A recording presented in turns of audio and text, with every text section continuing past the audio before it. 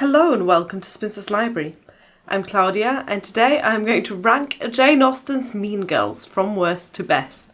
Now last year in July I did a similar ranking video for Jane Austen's Bad Boys, so if you're interested in that I will link that in the description box. But today it's the turn of the Mean Girls. You know who I'm talking about. She's either rich, ambitious or both. She's beautiful but insincere, she's scheming and clever, and she's probably after your man. This is one of my favourite Jane Austen character archetypes. She does it really well, and although there are similarities between all of Jane Austen's Mean Girls, there are distinctions, and today I want to give you my ranking of them. Before we go any further in this video, this will contain spoilers for all of Jane Austen's novels, so if you haven't read all of Jane Austen's novels and you don't want to be spoiled, then maybe don't watch this video just yet. Read the books, then come back to it. I should also say that when I'm ranking these from worst to best, I mean from kind of, I guess, least evil to most evil, and from my least favourite of them to my most favourite of them, because the evil ones are also clearly the most entertaining. Before we get into the ranking of the top 5 though, let's talk about some honourable mentions because there are just so many of these type of characters. I want to mention the Musgrove sisters, Louisa and Henrietta from Persuasion. They aren't quite mean girls. They're kind of silly and vapid and shallow, but they're essentially just young girls. They don't have any evil ambitions, even though they do kind of disrupt the plots of Persuasion somewhat.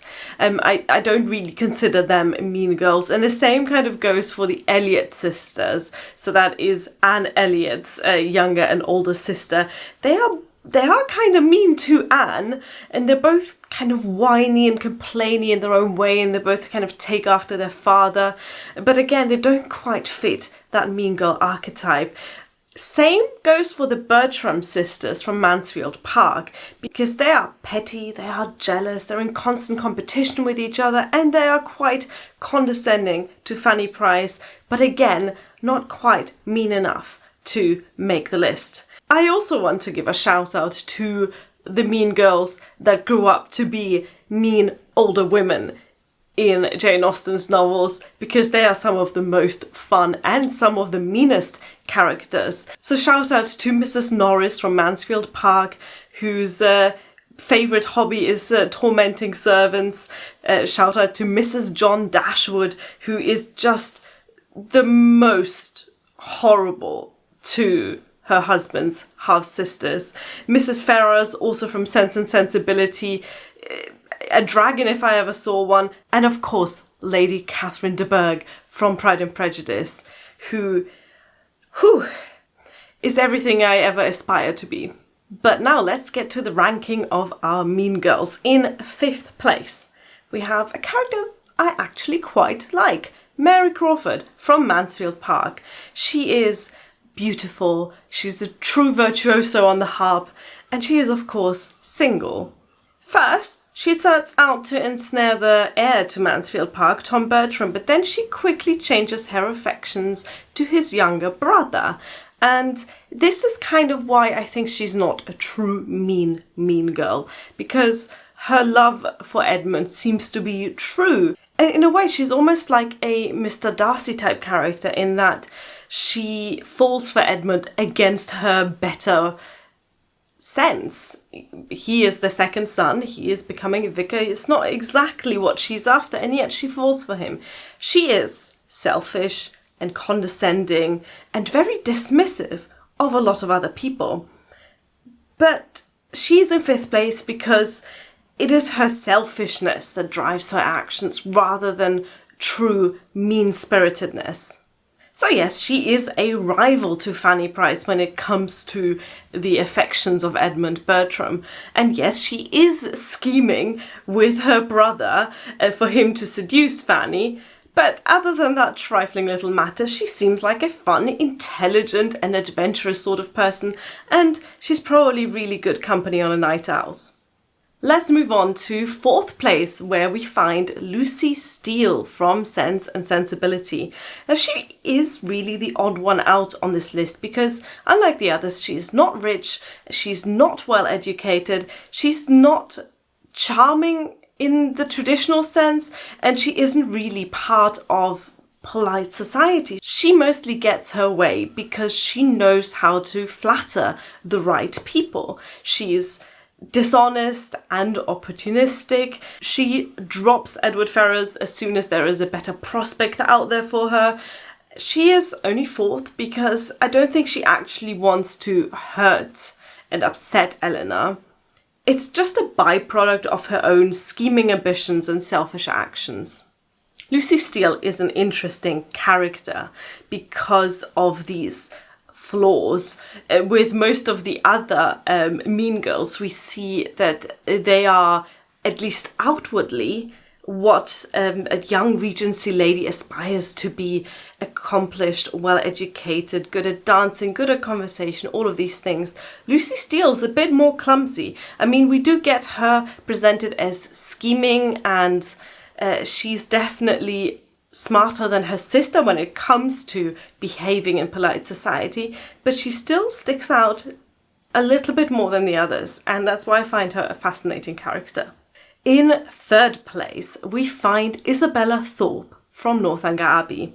Now, she is the very definition of a fake friend, and I'm sure we all know someone who's a little bit like Isabella Thorpe. She takes advantage of Catherine Morland's very naive and trustworthy nature. She is super manipulative and deceitful, and she's quite good at making others do what she wants. She's really jealous of Catherine's friendship with Eleanor Tilney, and she tries to sabotage that friendship as well. And that's why I think she, unlike the 4th and 5th ranked, is a true mean girl. She has, of course, set her eyes on Catherine's brother James, under the false impression that he's a lot richer than he actually is. And then when she finds out that his wealth, his inheritance is a lot more moderate than what she thought, she pretty much leaves him in an instant when dashing Frederick Tilney comes along. But it's her betrayal to Catherine that I think makes her such a mean girl. She uses all of these kind of feminine affections of a close friendship to really deceive and scheme and to make things work out for her own advantage, with absolutely no regard for her so-called friend at all. Next up, we are getting to the runner-up of this ranking, and this one was really close between the 2nd and 1st place, and I'm sure that there are plenty of you who are going to comment down below saying that you would have put this person in 1st place. But Caroline Bingley from Pride and Prejudice is my number 2 on this list. She has it all, right? She has riches, beauty, elegance, and wit. The only thing she doesn't have is, of course, the heart of Mr. Darcy. But really, she is the quintessential Jane Austen mean girl, and possibly the most even-matched villain to our heroine, Elizabeth Bennet. I would say they are very close in kind of intelligence, wit, and a kind of quick-spiritedness, and also very good observational skills. They both see what they are doing, while Jane Bennet trusts Caroline from the start, and it takes a long time for Jane to realise that she's being deceived. Elizabeth sees through her pretty much from that very first ball, and she does not trust Caroline one bit. Caroline stands out as possibly the most jealous of the mean girls. As soon as Caroline realises that Darcy has an interest in Elizabeth, you know, a pair of fine eyes in the face of a pretty woman, etc.